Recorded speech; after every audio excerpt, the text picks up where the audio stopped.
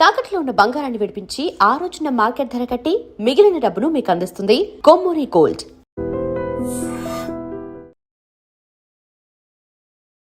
నమస్తే, welcome to I dream. మనకు తెలుసు కదా, విజయశాంతి రెడ్డి వాళ్ళ ఇద్దరు పిల్లలతోని కలిసి సూసైడ్ చేసుకుంది చెర్లపల్లి రైల్వే స్టేషన్.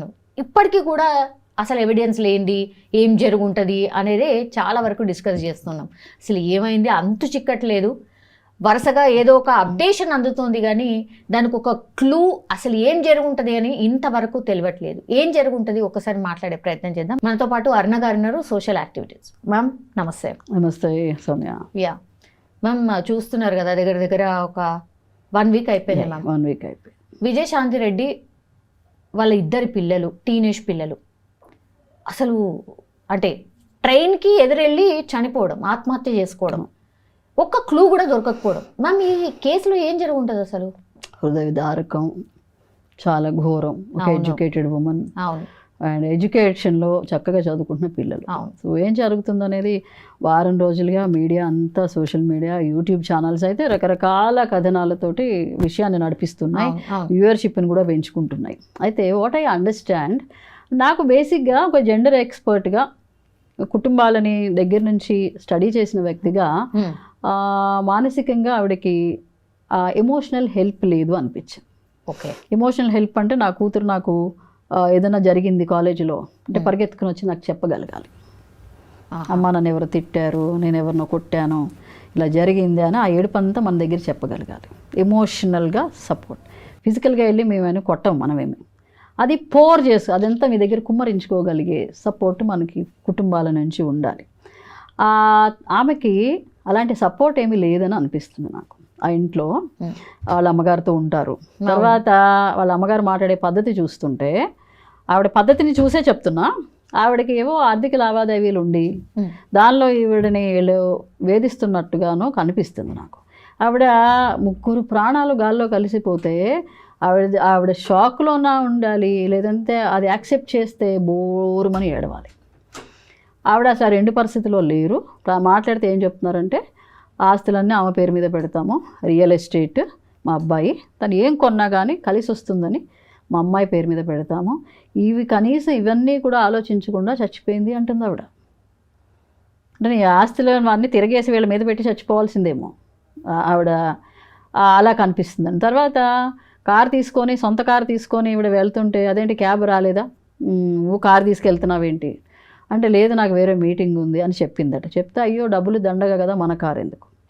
మరి ఒక పక్కన మనం ఏం మాట్లాడుతున్నాం, వాళ్ళకి ఆర్థికంగా బాగుంది, హస్బెండ్ అక్కడెక్కడో బాగా సంపాదిస్తున్నాడు, ఈవిడ ఇక్కడ టీమ్ హెడ్ అని చెప్పుకుంటున్నాము, రియల్ ఎస్టేట్ చేసే బ్రదరు. ఒక రోజు కారు తీసుకెళ్తే దండగా అనడం ఏంటి? ఆవిడ అన్నానని ఆవిడ చెప్పేసింది అనుకోను.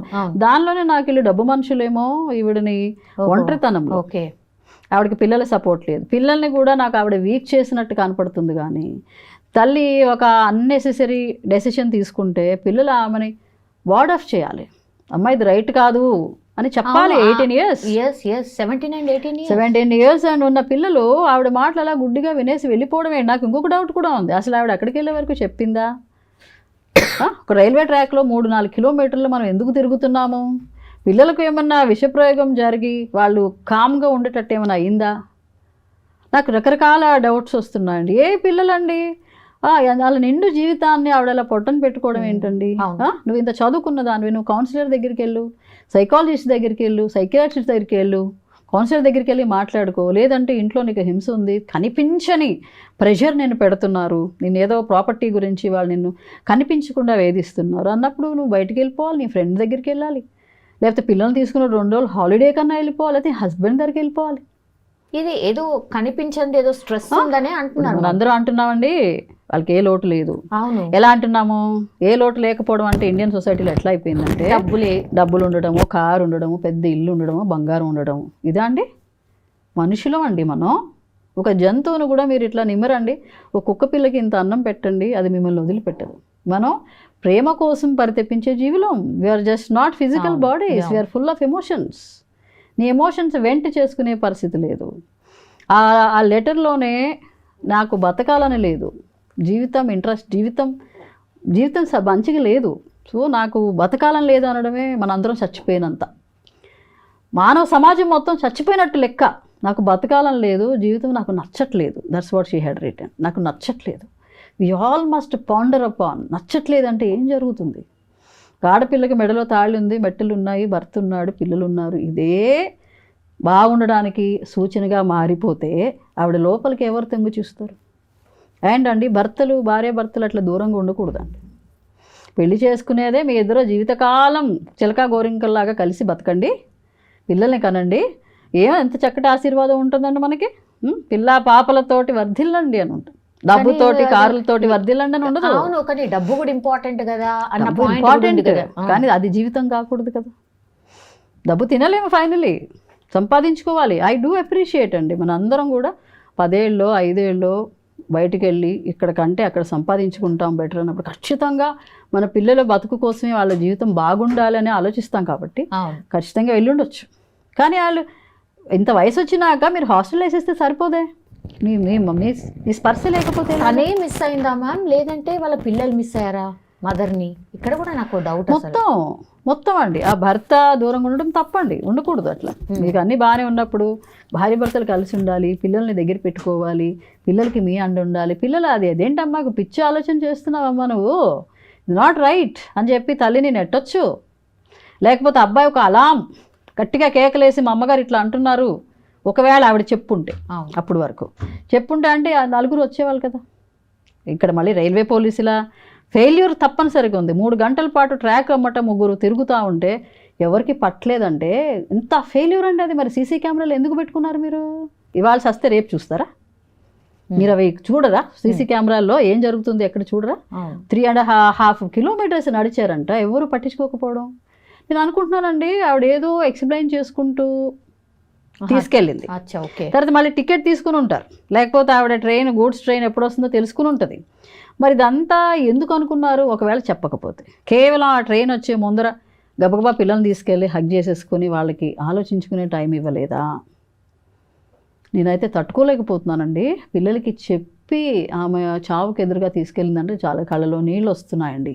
పిల్లల జీవితాన్ని చంపే హక్కు మనకి లేదండి. పిల్లలు మన కడుపు నుంచి వస్తారు, కానీ మన సొత్తు కాదు వాళ్ళు. They belong to the world. రేపటి రోజు అబ్బాయి సైంటిస్ట్ అయ్యేవాడు, అమ్మాయి ఇంకేదో అయ్యేదో. మీరు వాళ్ళని అది చేసేసారు కదా. నేను లేని సొసైటీలో పిల్లలు బతకరు అనుకుంటే నువ్వు ఉండిపోవాలి.